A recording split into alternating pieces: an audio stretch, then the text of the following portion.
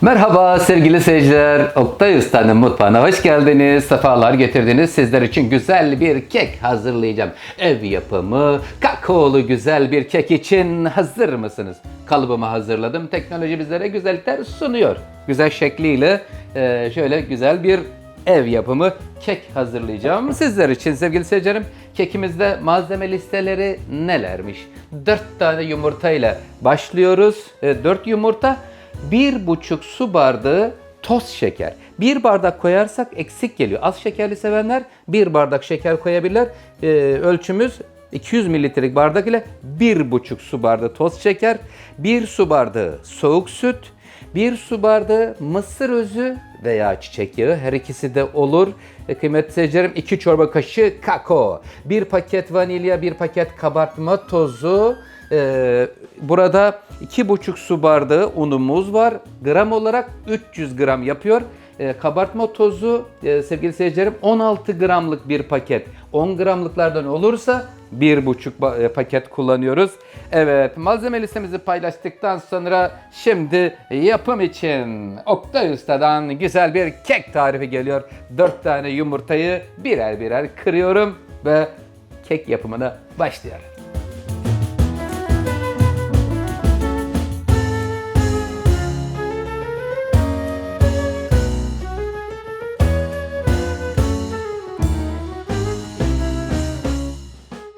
Dört tane yumurtamızı karıştırma kabımızın içerisine kırdıktan sonra 1,5 su bardağı toz şekeri döküyorum. Püf noktası neydi? Yumurtalar mutlaka oda sıcaklığında olmalı. Kekimizin performansı için çok önemlidir. Bismillahirrahmanirrahim diyor ve şekerle yumurtayı köpürtmeye başlıyorum.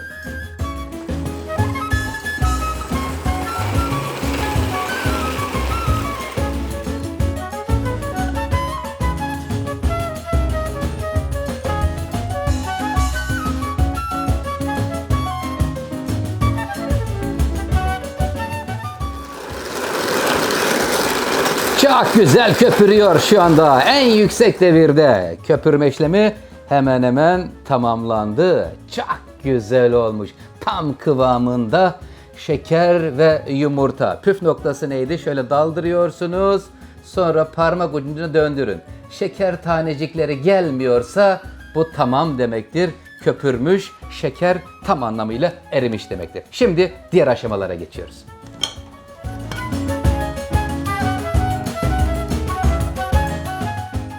Evet, şimdi sıra geldi. Süt ve yağı ilave ediyoruz kek için. Bismillahirrahmanirrahim. İkili de döküyorum. Birer su bardağı. 200 mililitrelik bardak ile. Sıvılar da yumurta şekerle buluşacak. Ondan sonra kakao ve kabartma tozu bölümüne geçiyorum.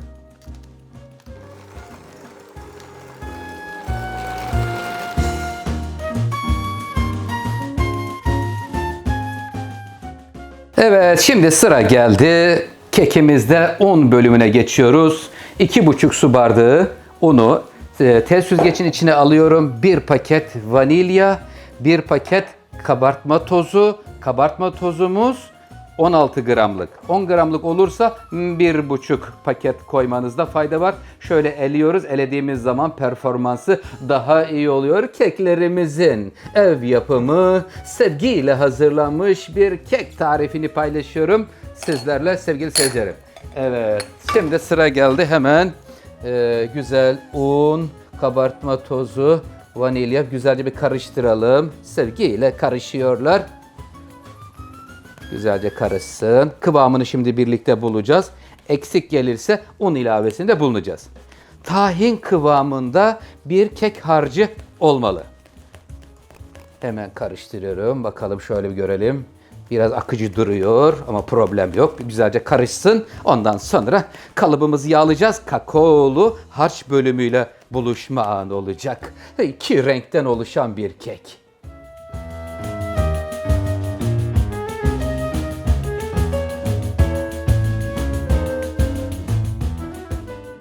Evet, sıra geldi kalıbımızı yağlama bölümündeyiz. Hemen şöyle sprey ile, yani yağ püskürten aparatımız ile güzelce şöyle yağ püskürttüm. Kalıbımız yağlanmış oldu. Sıvı yağ olur, isterseniz tereyağı olur. Eldeki ve evdeki imkanlarınız hangisi ise olur. kıymetli seyircilerim. Güzelce her yerini yağlayalım kalıbımızdan güzelce ayrılması için. Bu tamamdır. Şu anda yağlanma işlemi de tamamlanmış oldu. Evet, şimdi hemen kıvamını kontrol edelim kekimizin. Gayet güzel. Bir tık akıcı. Yumuşak olur böyle. Yumuşacık olsun istiyorsanız böyle yumuşak olmasında sıkıntı yok. Hemen buradan birazcık kek harcından ayıracağım.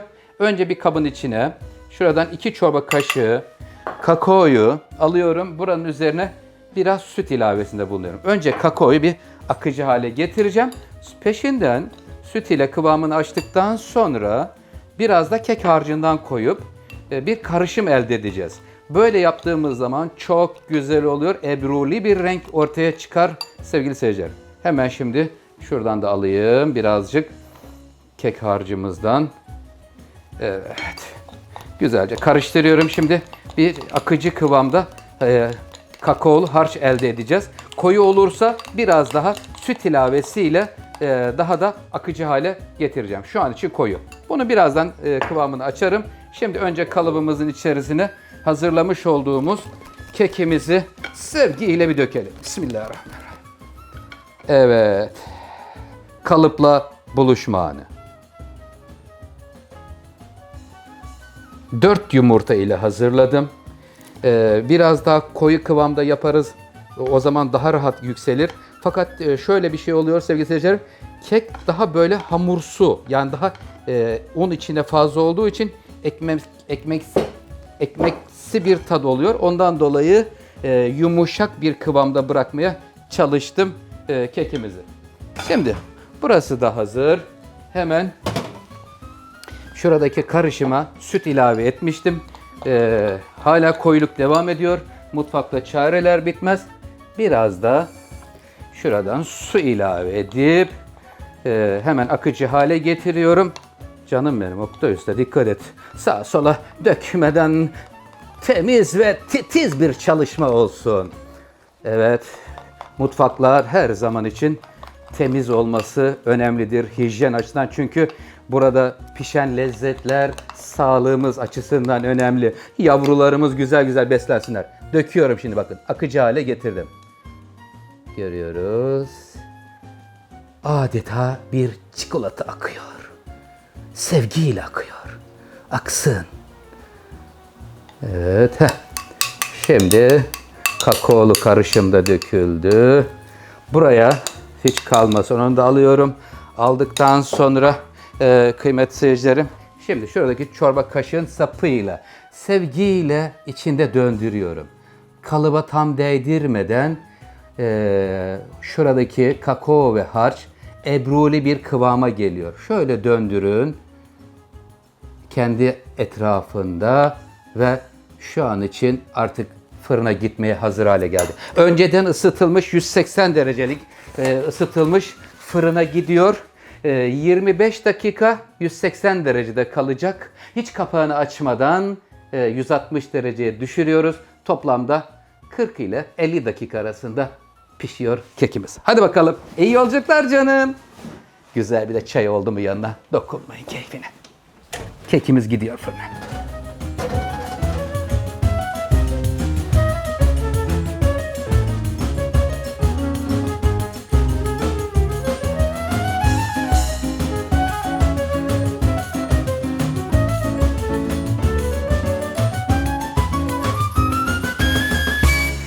Evet, kekimizin süresi tamamlandı. Tam 45 dakika oldu. 45 dakikada kekimiz pişti. Maşallah, şu güzelliğe bakın. Fırında nefis bir görüntüye kavuşmuş kekimiz.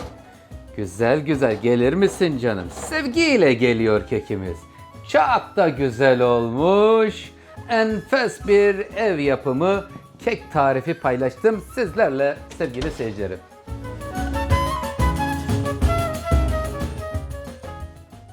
Evet sevgili seyircilerim, kekimizi kalıptan ayırma vakti geldi. Gel bakalım canım, sevgiyle kalıbından ayrılacak şimdi kekimiz. Hemen tabağımızı üzerine getirip kapatıyorum. Tam ortalıyorum ve ters çeviriyorum. Evet, şöyle vuruyorum. Ayrılır mısın canım? Evet, bismillahirrahmanirrahim. Geliyor. Wow. kekimiz kalıbından ayrıldı. Çok güzel bir görsele sahip olmuş. Ev yapımı kakao nerede Oktay Usta diyeceksiniz. İçinde katmanlar bölümünde. Şimdi buranın üzerine görseli biraz daha güzelleştirmek için kakao üzerine pudra şekeri eliyorum. Pudra şekeriyle ayrı bir güzelliğe kavuşur ve kek yanında ne ister? Güzel demlenmiş çay ister.